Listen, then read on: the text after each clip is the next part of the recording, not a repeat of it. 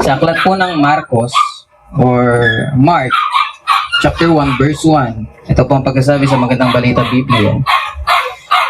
Ito ang magandang balita tungkol kay Jesucristo, ang anak ng Diyos. Tayo po ay panandaliang manalangin. Aming Ama, maraming salamat sa oras na ito, sa aming oras na pinagkaloob mo sa amin, na makapag-aaral ng iyong mga salita. Dalangin namin, God, ang iyong banal na Espiritu ang kumilos sa amin, mag-illuminate, magbigay ng kaliwanagan sa mga salitang ito, sa ganun maintindihan namin, maunawaan namin ang iyong mga salita. Tulungan niyo po kami, patnubayan niyo po kami. Dalangin namin, Panginoon, na patuloy kaming baguhin ng iyong magandang balita na ito. Ito ang dalangin sa pangalan ni Jesus. Amen and amen. Mata po tayo makaupo.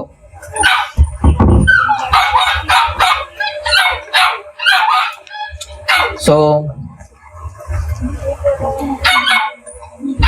ito pong ating pag-aaralan ay, again, introduction ng Book of Mark, at ito yung ating part 3 ng introduction natin dito sa Book of Mark. Ito yung pangatlong beses na naaralin natin itong verse 1. At ngayon, mas lalaliman lang natin ng onting-onti. Siguro mga gabalon. Gabalon na lang. So, last time, di ba, inintindi na natin kung ano ba ang content ng gospel. Ano ba yung content ng gospel? Kanina binasa sa atin ni Sister J, and then sisikapin natin na every Sunday ay babasahin ito. Okay? Kung paano binabasa ang Apostles' Creed, kung paano binabasa ang Lord's Prayer, every worship gathering natin, babasahin din natin ang gospel every Sunday. So, again, last Sunday, inaral natin kung ano ba yung content ng gospel. Ano ba yung content ng gospel? Diba, familiar naman tayo sa G4, ni Mark Dever. Magsisimula yan sa Diyos. Ang Diyos ay banal na siyang lumikha ng lahat. Maging sa atin siya ang lumikha at nilikha tayo ng Diyos para siya ay mahalin at paglingkuran. Pero nang ginawa ng tao, ang tao ay nagrebelde. Nagkasala laban sa Diyos.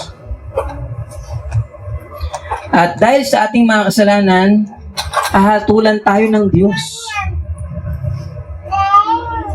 Ang mga tao, kapag pinag-usapan ng Diyos, gusto lang natin yung love. Diba, God is love. Diba, ang Diyos ay pag-ibig. Tama naman yun, ang Diyos ay pag-ibig. Pero, ang karamihan ng mga tao, kapag pinag-uusapan ng Diyos, parang gusto lang nila pag-usapan patungkol sa Diyos ay patungkol sa pag-ibig. Ayaw na nilang pag-usapan na ang Diyos ay makatwirang hukom. Na ang Diyos ayaw niya saan? Sa kasalanan.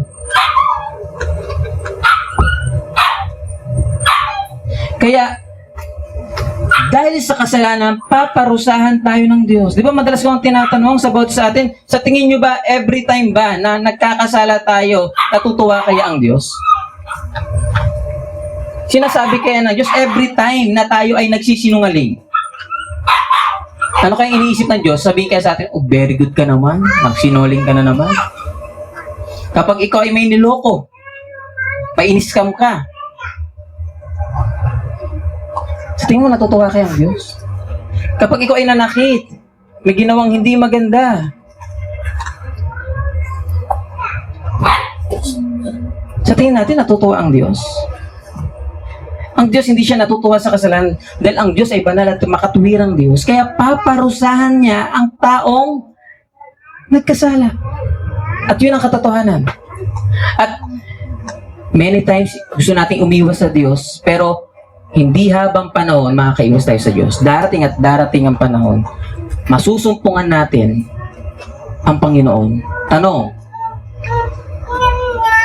kapag tayo ay kinatagpo ng Panginoon, siya kaya ay ating magiging tagapagligtas o siya kaya ay ating magiging hukom?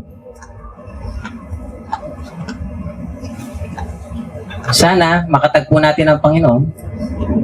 Kasi darating at darating talaga.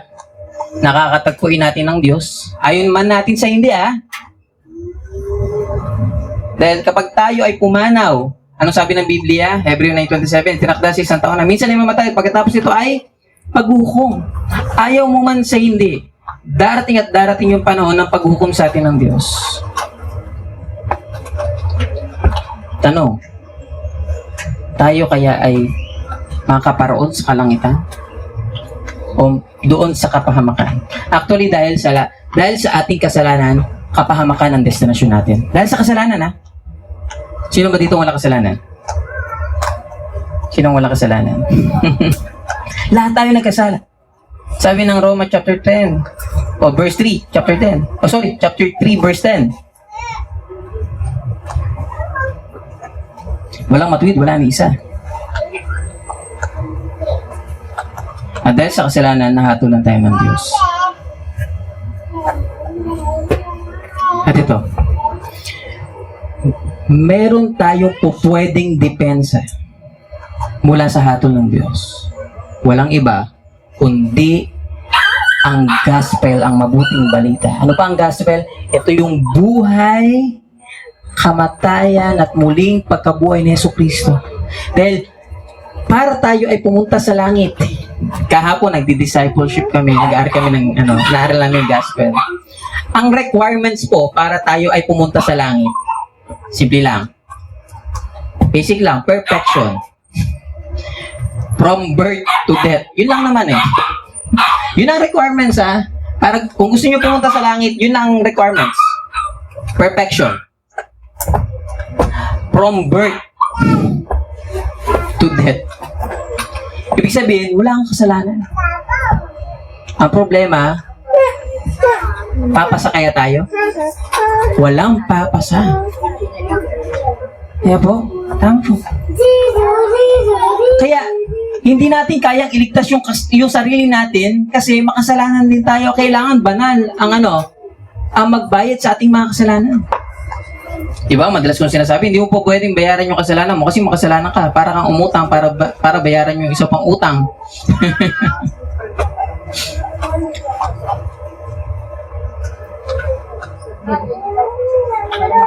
Kaya, kailangan banal ang magbayad. Sino ba ang nagbayad sa ating kasalanan? 2,000 years ago, ang Diyos Ama, pinadala yung kanyang buktong na anak, walang iba kundi si Jesus Christ. Namuhay ng perpektong buhay. Di ba si Kristo?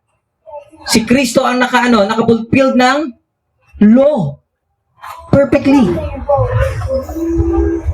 Wala tayong katwiran, Wala ni katiting na katwiran sa atin. Sabi ng Biblia, walang matuwid, wala ni isa. Walang nakaabot, sabi sa Roma 3:23. Walang nakaabot sa kaluwalhatian ng Diyos. Ibig sabihin, walang nakaabot sa standard ng Diyos.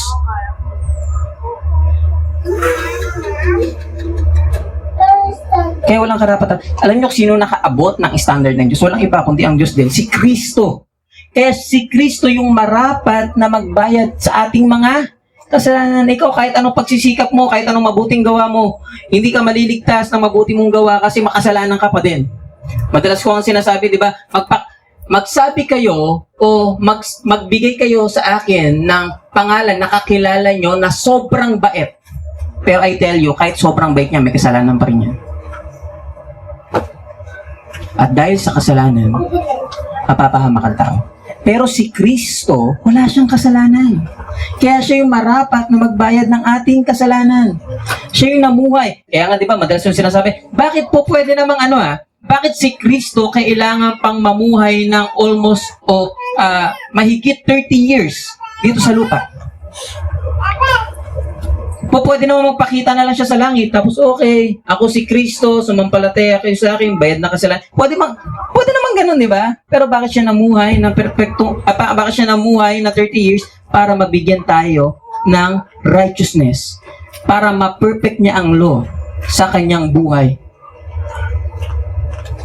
Sa ganon, doon sa krus ng Kalbaryo, nung siya ay namatay, maipasa sa atin yung kanyang katuwiran at yung kasalanan naman natin, mapasa sa kanya. Ang tawag po natin doon, ang technical term natin doon sa theology ay double imputation. Na-impute sa atin, nung si Kristo ay namatay sa krus, na-impute sa atin yung katwiran ni Kristo kasi wala tayong katwiran eh. Di ba? Ang requirements, perfection. Wala tayong perfection, di ba? Pero yung perfection ni Christ, yun ang napasa sa atin doon sa krus ng Kalbaryo. At ano yung napasa kay Christ doon sa krus ng Kalbaryo? Kasalanan natin. Kaya pinarusahan siya ng Diyos. Siya yung sumalo ng kahatulan na dapat ay para sa atin. At ano yung response natin doon? Repentance and faith, and that is the gospel. Kung tayo ay tatalikod sa kasalanan at mananampalataya kay Kristo, magkakaroon tayo ng buhay na ganap. Buhay na walang hanggan. At hindi natapos doon. After 3 days, muling nabuhay si Kristo, patunay na kung ikaw ay totoong mananampalataya sa Kanya, kung paano muling binuhay ng Diyos si Kristo, muli ka rin bubuhayin sa mga huling araw. Di ba ang ating pag-asa yung resurrection of the body? Kung tawagin natin rapture, yung pagkuha sa atin ng Panginoon. Yun ang ating pag-asa. Yung pag-resurrect sa atin. At yun ang inaasahan natin. Kasi pag tayo ay na-resurrect na, magkakaroon tayo ng glorified body, yung katawan mo ngayon, na ang daming problema mo sa katawan, dami mong sakit-sakit, dami mong iniinda, sakit sa likod, diba? Hindi na mawala-wala. Kahit wala ka pa rin ginagawa, masakit ba rin? Pero pag nagkaroon na tayong glorified body, wala nang pain, wala nang sakit, at higit sa lahat, wala nang kasalanan. At kung paano muling binuhay ng Diyos si Kristo, muli niya rin tayong bubuhayin sa mga huling araw. At si Kristo ay bumalik sa Ama, di ba? Patunay na natanggap o tinanggap ng Diyos Ama yung handog ni Kristo. At ngayon, siya ay nasa kanyang trono. At yun ang gospel. At sa ating pagpapatuloy dito sa ating talata,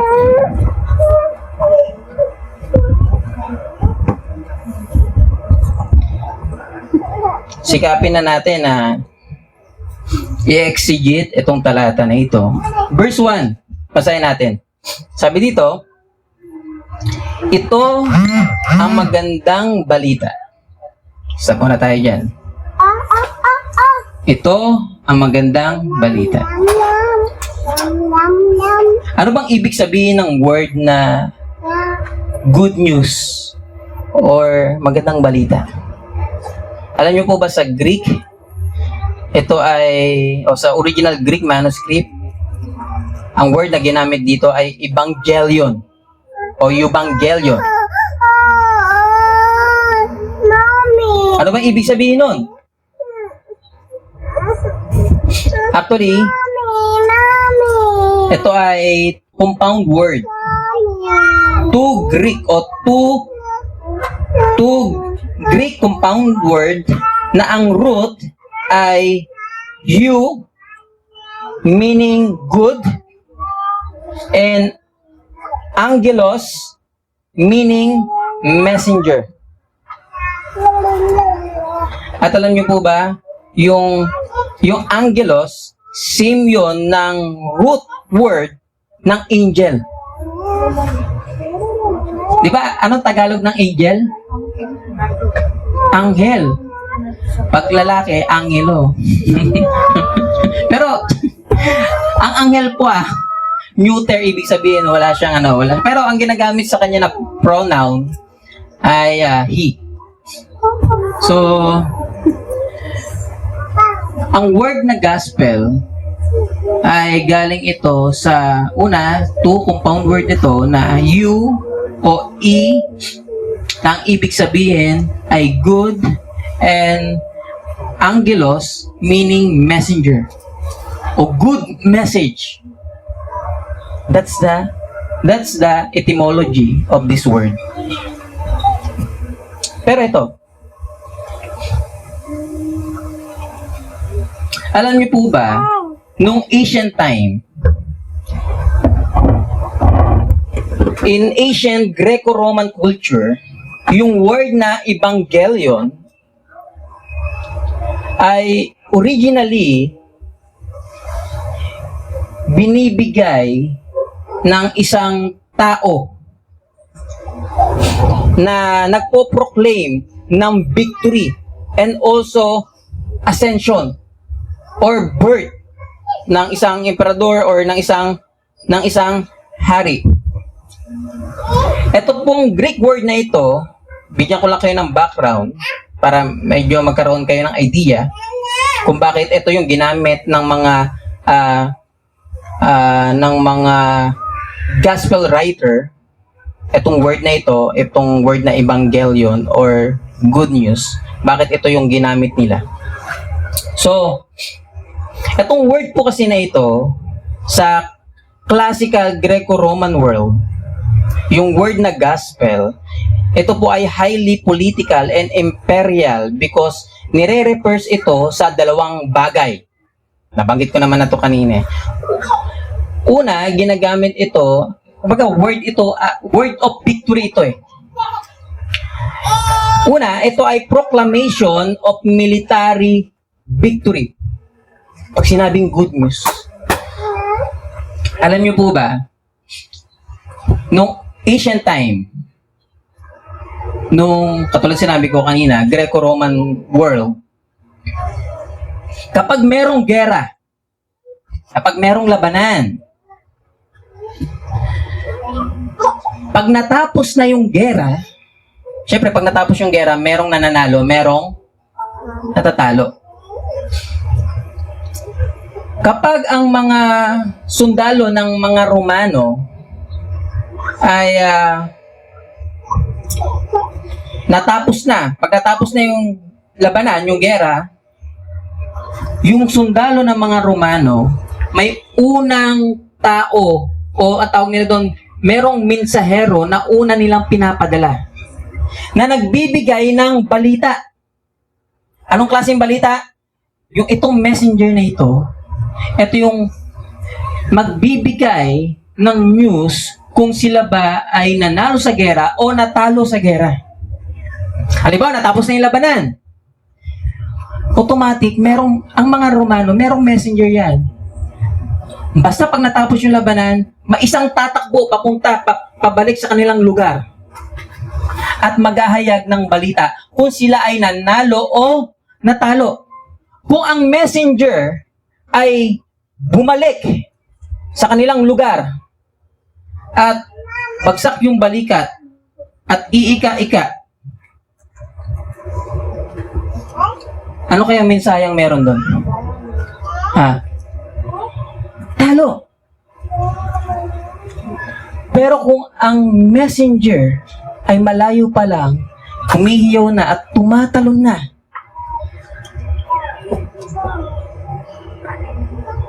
anong mensahe kaya ang dala nila? Anong news? That's good news. Nanalo sila. At doon, yun yung background ng word na good news, ng Evangelion. Word of victory. Kaya nga hindi nyo masisisi yung mga yung mga gospel writer na itong word na Evangelion, ito ay kinonect nila saan? Sa mabuting balita ng ating Panginoong Jesucristo. Bakit? Tunay naman na merong victory si Kristo doon sa krus ng Kalbaryo dahil nagapi niya ang kamatayan at ang kasalanan. Higit sa lahat, yung hatulan na dulot ng kasalanan. Pangalawang bagay, ginagamit din itong word na gospel or evangelion ng mga Romano kapag merong pinanganak na emperador. Halimbawa, namatay emperador. Kapag namatay yung isang emperador, automatic, wala pa namang agad pinapalit.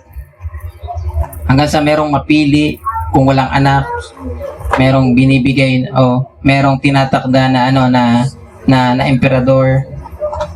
At kapag nag-announce na merong emperador, may bago na emperador, ang tawag nila doon ay Ebanghelyo, good news.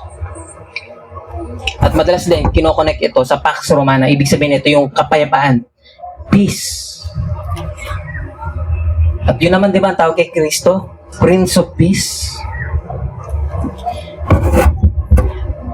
At sa Jewish background naman, alam niyo po ba na ang Hebrew word for good news, ang ginamit ng mga Hudyo sa word na good news or good tidings, ay ang word na besora.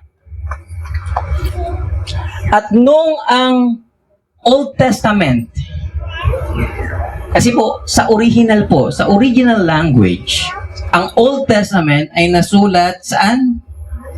Sa Hebreo, di ba? Hebreo. Ang Old Testament po, nasulat po yan sa Hebreo. May kaunting part na Aramaic. By the way, ang Aramaic, yun ang kanilang spoken language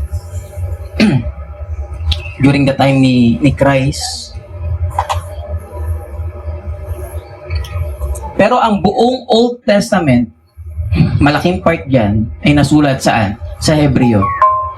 At nung ang mga Hudyo ay nasako ng mga Romano,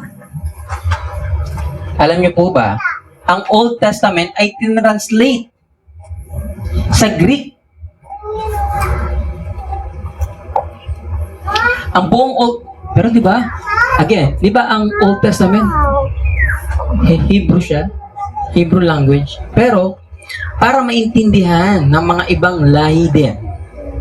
At kapag ang isang bansa kasi nasakop ng isang imperyo, syempre, kadalasan kung ano yung lingwahe ng imperyo, yun ang pinapalaganap. Para sa panahon natin ngayon, karamihan ng mga bata, di ba? Inglesero na, no? Di ba dito sa mga kasama natin dito sa hindi ba Inglesero itong mga, pero di ba karamihan ng mga bata? Dahil nasakop na tayo ng ng Peppa Pig, di ba? Nasakop na tayo ng Peppa Pig, Cocomelon. Peppa Pig. Rachel. Rachel. Bata pa lang. Kapag nasakop tayo ng isang bansa, syempre kung ano yung lingwahe nila, yun din ang i-implement. At nung ang Israel ay nasakop ng Romano, ang language nila ay Greek, yung Old Testament, tinranslate nila saan? Sa Greek, ang tawag po din Septuagint. Septuagint. Tandaan nyo po, mamaya po may exam tayo ni Miro. Septuagint.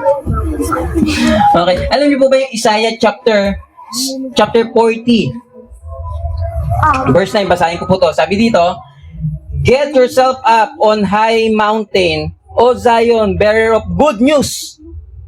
Lift up your voice mightily, O Jerusalem, bearer of good news. Lift up, do not fear. Say to the cities of Judah, here is your God." Alam niyo po ba yung good news or good tidings dito? Nung tinranslate into, di ba, Hebrew to sa original. Ano nga ulit yung Hebrew word? For good tidings or good news, besora.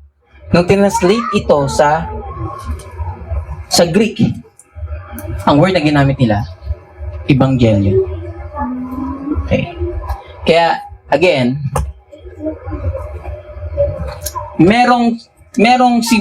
yung word na Evangelion o Evangelion ay may significant meaning sa mga Grego, sa kanilang culture, maging sa mga Hudyo, dahil nung na-translate ang Old Testament into Greek, sa tawag ng Septuagint, ang word for good tidings nung translate sa Greek ay Evangelion din. Kaya anong sabi dito sa verse natin? Verse 1, ito ang magandang balita. At ang word doon ay Ebanghelyo. Tuloy natin yung verse 1. Verse 1, Mark chapter 1, verse 1. Ito ang magandang balita tungkol kay Jesucristo. Stop muna tayo dyan. Ito ang magandang balita tungkol kay Jesucristo. ito pong gospel na ito, itong magandang balita na ito, walang ibang pinapatungkulan kundi ang ating Panginoong Hesukristo lamang. Tungkol kay Jesus Christ, wala nang iba. May gusto kong explain sa inyo, bagamat mahirap ito tanggapin. Pero ito ang katotohanan. Ang gospel po, hindi po talaga ito patungkol sa atin. Ang gospel po, kasi ang sa isip natin, ang gospel kasi, di ba, kawawa tayo, makasalanan tayo, kailangan tayong iligtas. Yes, totoo naman yun. Pero ang gospel po, hindi po, ang sentro ng gospel, hindi po dahil tayo ay kawawa na kailangan tayong iligtas ng Diyos. Hindi po yan ang sentro ng gospel. Ang sentro ng gospel, walang iba, kundi ang ating Panginoong Jesus. Kung ang tingin po natin ay ang natatanging dahilan kaya si Jesus bumaba dito sa lupa at namatay sa krus ay para lamang maligtas tayo, nagkakamali po tayo. Dahil po ang pinakadahilan ni Hesukristo kung bakit siya bumaba dito sa lupa at namatay sa krus ng Kalbaryo ay para masunod ang kalooban ng kanyang Ama na nasa langit. Yun po ang katotohanan. Yun po ang pinaka-main point ni Christ. Kung bakit siya bumaba dito at niligtas tayo. Kumbaga, nadamay lang tayo eh. Sa pagiging obedient ni Christ sa Ama, nadamay tayo, naligtas tayo. At nung naligtas tayo, sino mabibigyan ng glory? Si God. Kaya nga, sabi sa talata? Ang magandang balita patungkol kay Jesucristo. Hindi ito magandang balita patungkol sa atin. Yes, good news for us. Di ba? Pero hindi natin to good news. Ang good news po, hindi po patungkol sa atin. Na parang tayo yung bida.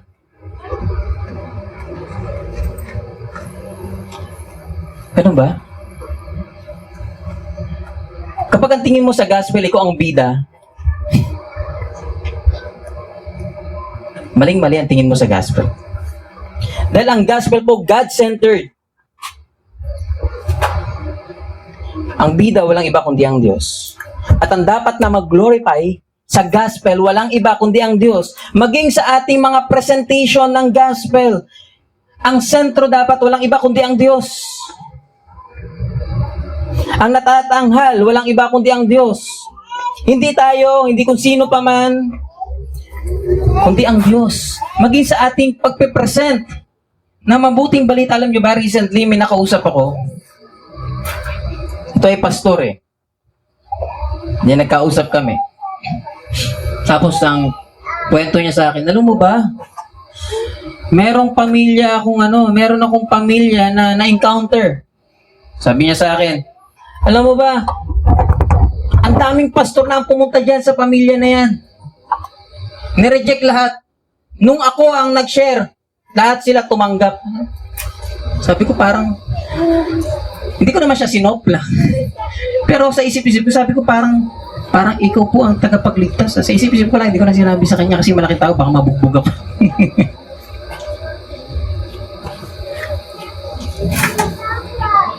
Back of my mind, nisip ko, sabi ko, hindi ba parang ikaw ang naluluwalhati?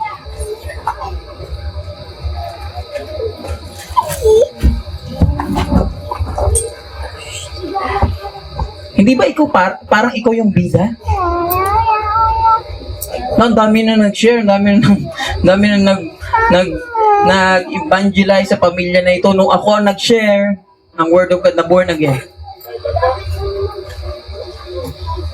Parang natatanghal yung kanyang sarili. Ganun ba dapat tayo mag-present ng gospel?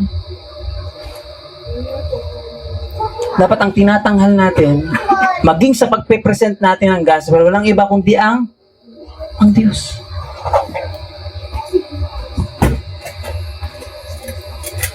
Meron pa nga nagsasabi.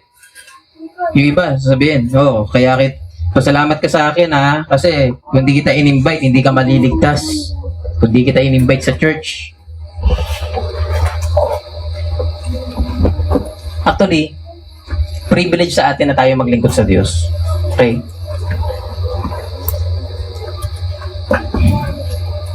Huwag nating isipin na kapag naglingkod tayo sa Diyos, may utang na loob ang Diyos sa atin.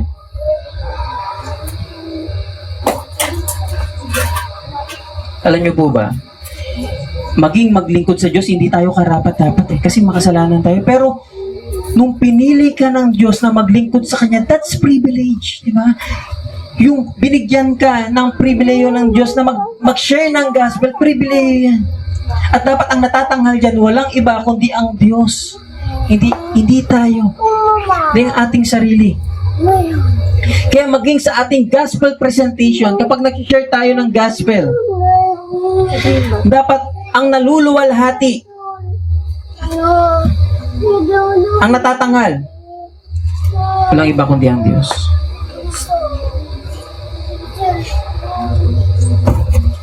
Natuloy natin yung verse.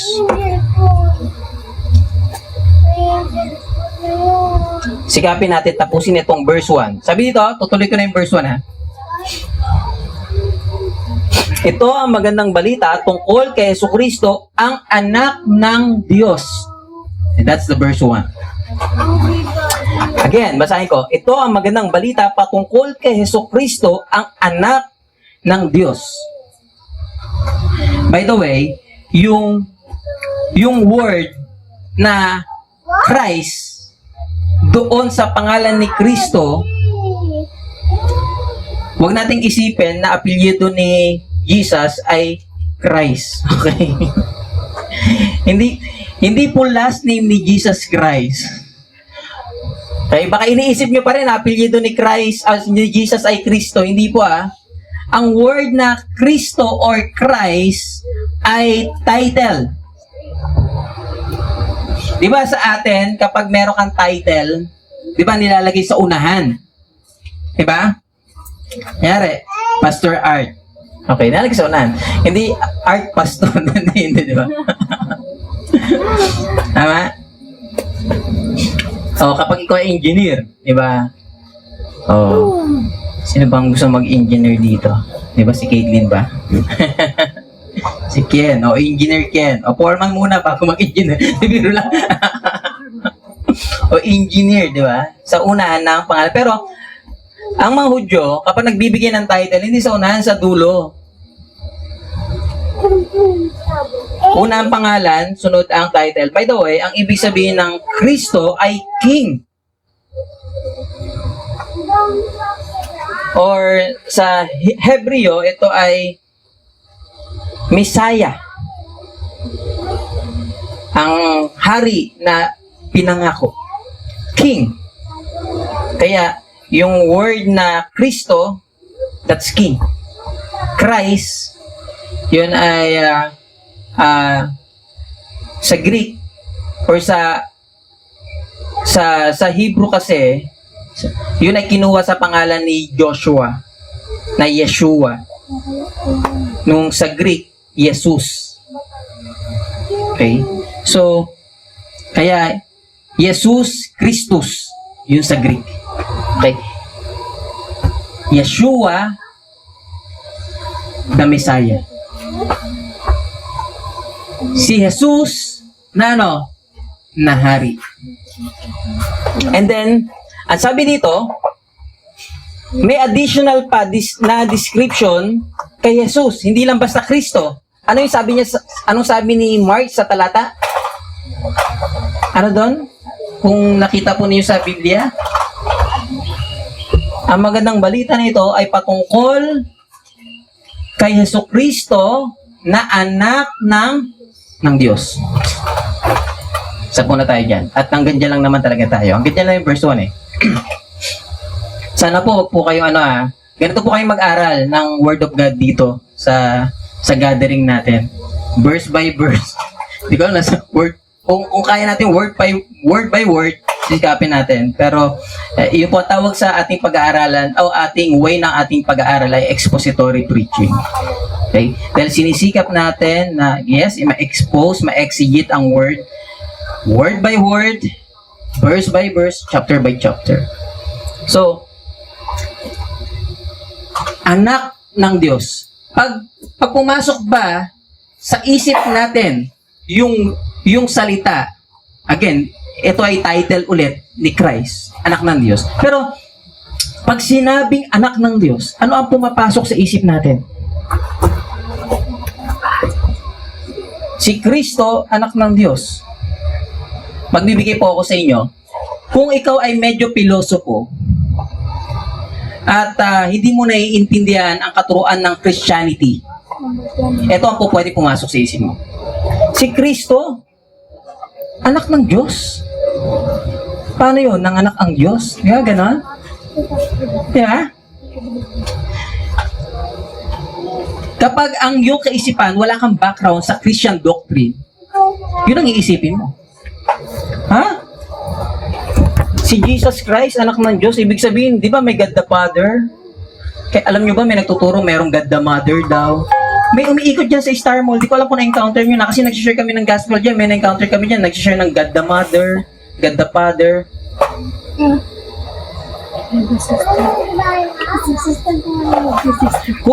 Kung kayo po ay walang background sa Christianity, kung ang isang tao, yun ang isipin. Anak ng Diyos, paano? Ang Diyos ba ng anak? Ganun ba? Di ba yung mga pilosopo, ganun ang iisipin? Pero, ano ba ang ibig sabihin ng title na Son of God?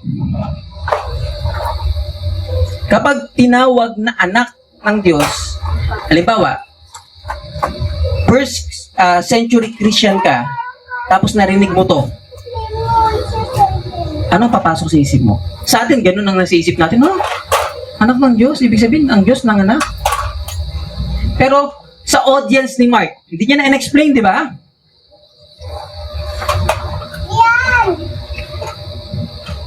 Ang Christianity po, kapag ikaw ay isang evangelical, kapag ikaw ay isang born again,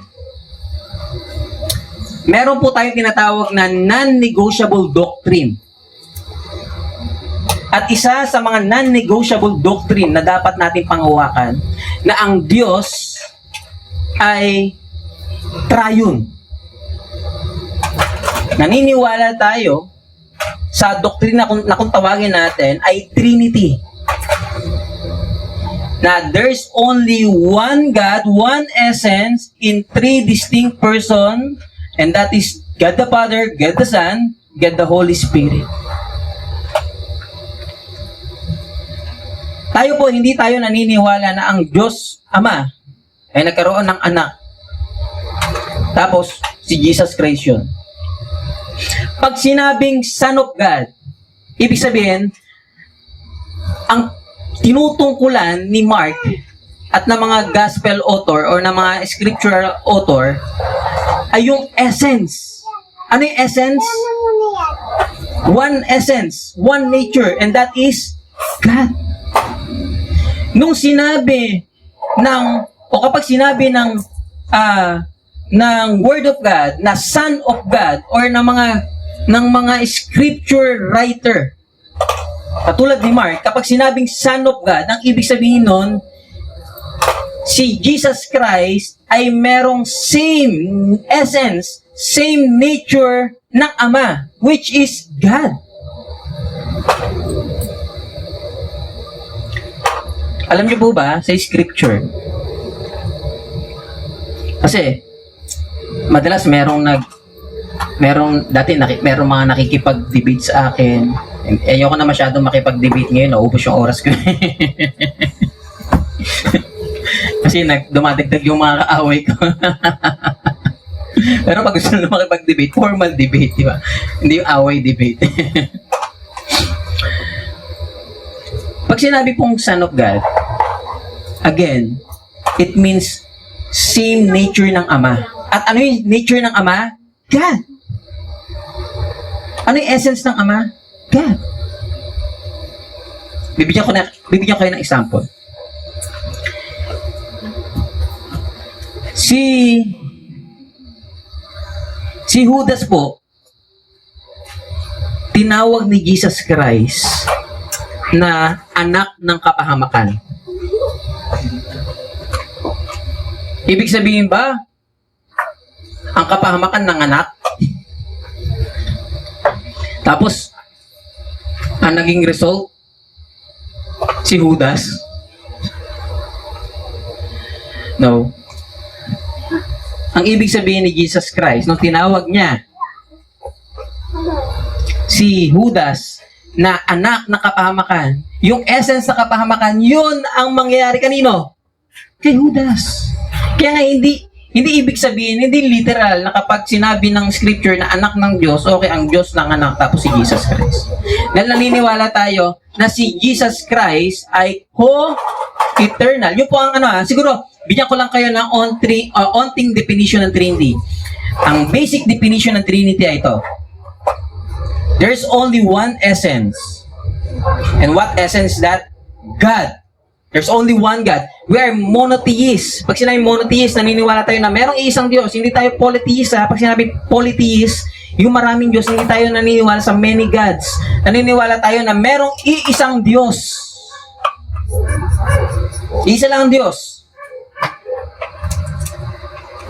At isa rin essence. At ano yun? Siyempre, pagiging divine, pagiging Diyos.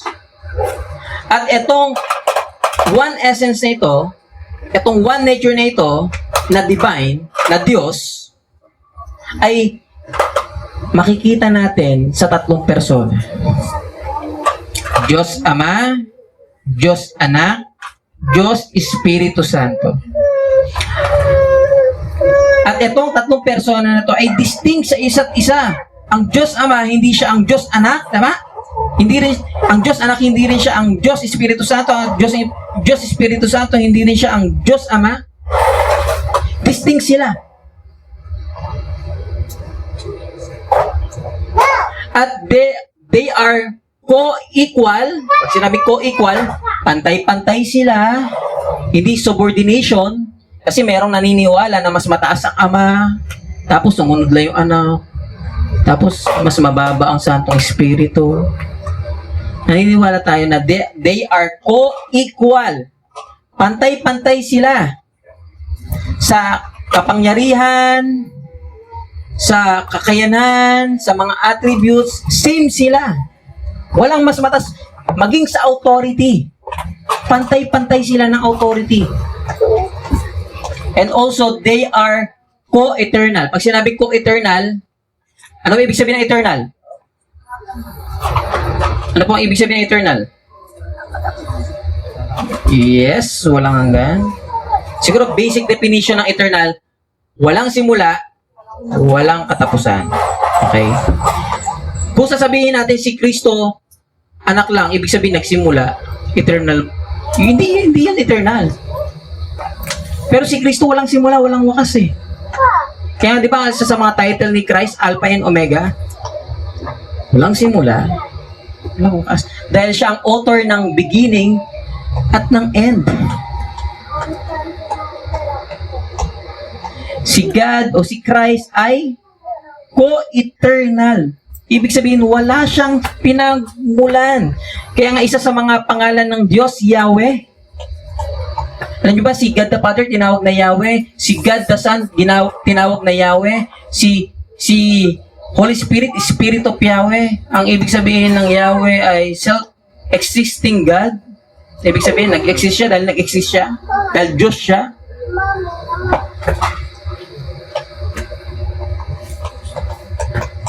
At yun po si Jesus Christ. Huwag nating iisipin na si Jesus Christ, anak lang pala. Mababang uri. Hindi Dahil iisa lang po ang Diyos. Again, basic definition ng Trinity. There's only one God. One essence. And that is God. In three distinct persons. God the Father, God the Son, God the Holy Spirit, and these three distinct persons are co-equal and co-eternal. And that is the basic meaning of Trinity. And that is Jesus Christ, the Son of God. So, I hope na na-challenge tayo sa ating pinag-aralan ngayong oras na ito na si Kristo ay Diyos. At isipin nyo si Kristo bumaba dito sa lupa. Diyos siya, bumaba sa lupa. Para ano? Para ligtas tayo. Para maluwalhati ang masunod ng Ama. Imagine niyo, hindi naman tayo karapat-dapat iligtas ng Diyos, di ba? Dahil sa ating mga kasalanan. Walang karapat-dapat sa atin. Kaya nga ang kaligtasan, biyaya. Pag sinabing biyaya, grace, unmerited favor. Unmerited favor. Ibig sabihin, hindi natin kayang pagtrabahuan. Dahil ito ay bigay sa atin. Na hindi tayo karapat-dapat pero pinagkaloob sa atin. That's unmerited favor.